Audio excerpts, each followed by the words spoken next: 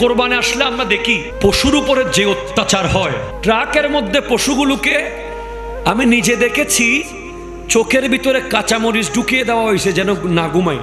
গোটা কোথায় কুষ্টিয়া থেকে গরু আনে, সারা পথে পশুগুলো দাঁড়িয়ে থাকে। এরপরে শীতের সময় আপনি দেখবেন বিভিন্ন পশুর খামারিরা কুয়াশার ভিতরে জোরে ট্রাক চালাচ্ছে, উপরে একটা কাপড় চুপড় কিচ্ছু দেয় না। এই ছোট ছোট বাচ্চাগুলো সারা রাত শীতে কি কষ্ট পায়, ঠিক না? রাস্তা দিয়ে যাচ্ছেন, একটা বিড়াল দেখেছেন, ঠাস করে লাথি মেরে দিলেন, দয়া নেই। একটা কুকুর দেখেছেন, লাঠি একটা নিয়ে মেরে দিলেন বাড়ি, দয়া নাই। দয়া এটা অনেক বড় নিয়ামত। যারা আল্লাহর থেকে অনেক দূরে চলে যায়, গুনাহ করতে করতে দিল পাথর হয়ে যায়, এরা এক সময় দয়া মায়া হারিয়ে ফেলে।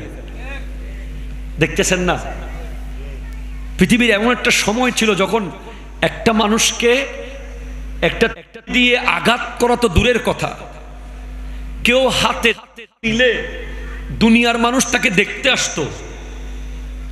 আর এখন প্রতিদিন মানুষ মেরে ফেলা হচ্ছে, প্রতিদিন মানুষ করা হয় 10 টাকার জন্য, 5 টাকার জন্য, 1000 টাকার জন্য, 10,000 টাকার জন্য, সামান্য ক্ষমতার জন্য কত মানুষ ধুপ ধুপ করে মেরে ফেলা হয়।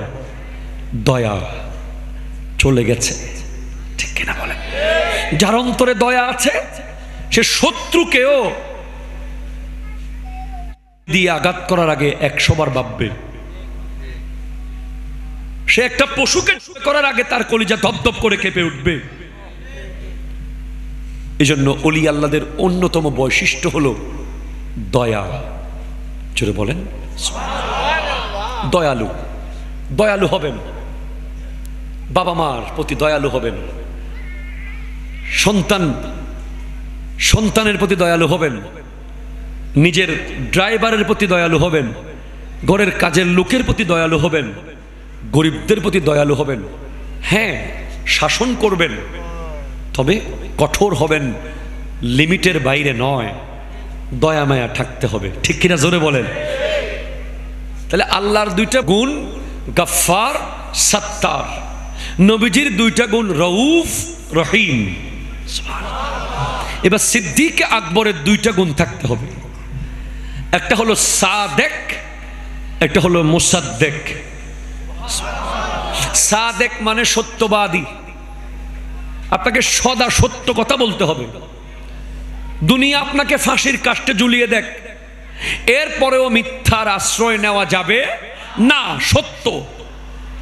মুসাদ্দেক, কেউ সত্য কথা বলতেছে কিন্তু আপনি সেই দল করেন না বলে, তার সাথে আপনার সম্পর্ক নাই বলে আপনি তার কথাটাকে মিথ্যা প্রতিপন্ন করতে পারবেন না, তাকে সত্যায়ন করতে হবে। আমার নবী যা বলেছেন, আমার নবী মেরাজ থেকে এসেছেন, আমার নবী মেরাজে গিয়েছেন, আমার নবী যখন যা বলেছেন সিদ্দিক আকবর রাদিয়াল্লাহু তাআলা আনহু নিজে মেনে নিয়েছেন এবং বলেছেন হ্যাঁ, নবী যা বলছে তা সত্য।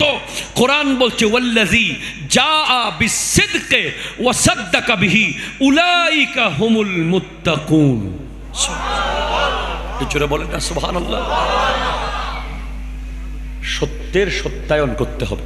কি করলে আল্লাহর ওলি হওয়া যাবে, এটার জন্য 12টা শর্ত। শর্ত নম্বর 1, আপনি যে আল্লাহকে রব বললেন, সুম্মাস্তাকামু, আপনার চ্যালেঞ্জ, প্রতিদিন আমাদের চ্যালেঞ্জ থাকে জীবনে।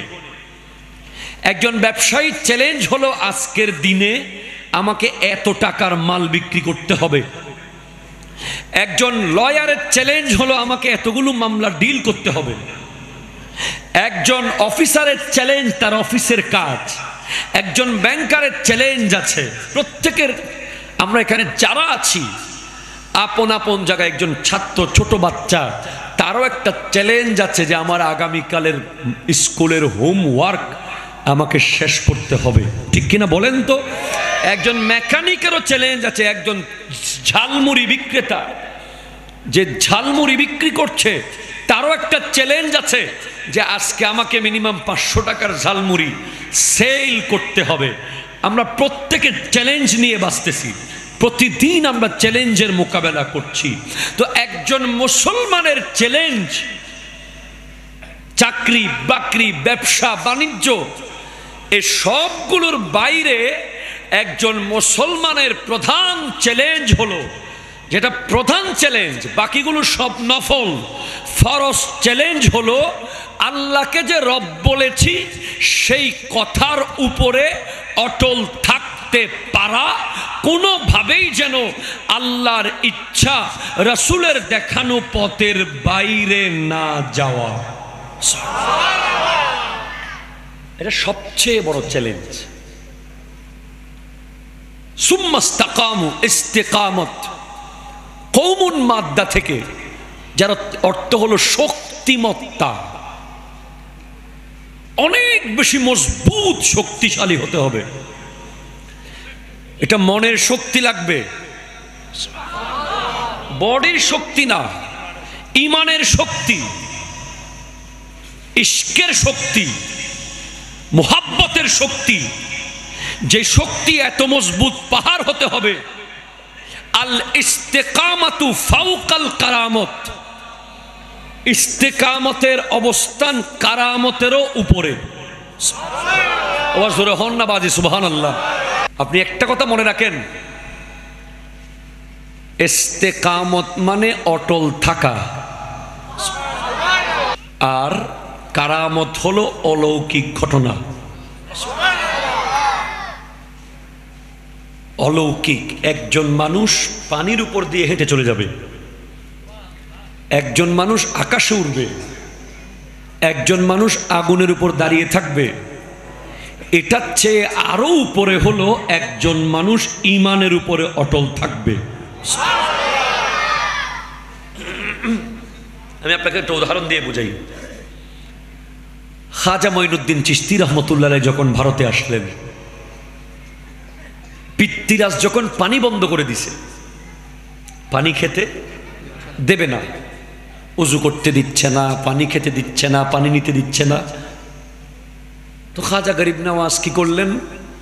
আয়না সাগরের সব পানি বদনার ভিতরে নিয়ে আসলেন। এটা হলো কারামত, ঠিক কিনা বলেন না? আর ইমামে হোসেন রাদিয়াল্লাহু তাআলা কারবালার মাঠে চাইলে ইশারা করলে, এভাবে ডাক দিলে ফোরাত নদী ইমাম হোসেন পাকের কদমের নিচে চলে আসতো। ইমাম হোসেন পাকের better better better better better better better বেটা যদি গোটা একটা সাগরের পানি বদনায় নিয়ে আসতে পারে, তাহলে ইমাম হোসেন পাক কি পারে? কিন্তু উনি পানি আনেন নাই, উনি পানি খান নাই, উনি অটল ছিলেন। পরিবারের সন্তানরা পানি পানি করে হযরতে আলী আকবর রাদিয়াল্লাহু তাআলা বলেন, বাবা এক ফোঁটা শুধু পানি দেন, আমি ইয়াজিদিদেরকে শেষ করে দেব।